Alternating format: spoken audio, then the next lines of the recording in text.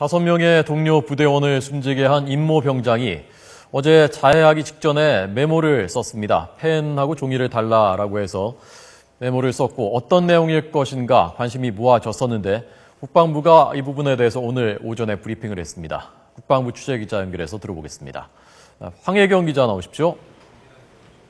네, 국방부입니다. 네, 범행 동기를 추측할 만한 내용은 들어있지 않다고 국방부가 밝혔다고요? 네, 그렇습니다. 말씀하신 것처럼 임 병장이 어제 자살을 시도하기 직전에 쓴 유서 형식의 글에는 유가족에 대한 사과와 또 자신의 범행에 대한 반성 등의 내용만 적혀 있었다고 국방부가 밝혔습니다.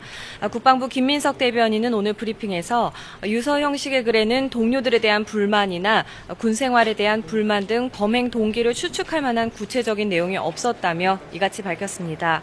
임 병장은 어제 자살을 시도하기 직전에 A4 용지에 3분의 1 분량의 글을 남겼는데요.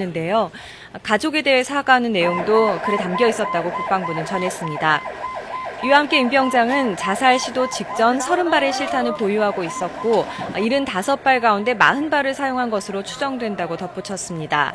임 병장이 유서 형식의 글에서도 범행 동기 등에 대해 밝히지 않으면서 앞으로 이 부분은 임 병장과 생존자 또 목격자 등에 대한 군 수사본부의 수사 과정에서 드러날 것으로 보입니다.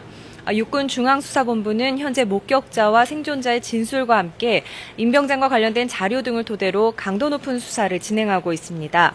이를 위해 임 병장의 상담 일지와 수양록 등을 넘겨받아 분석하고 총기 난사 발생 직전 상황에 대해서도 정밀 조사하고 있는 것으로 알려졌습니다. 임 병장이 부상에서 어느 정도 회복되면 본인에 대한 직접 조사도 시작됩니다.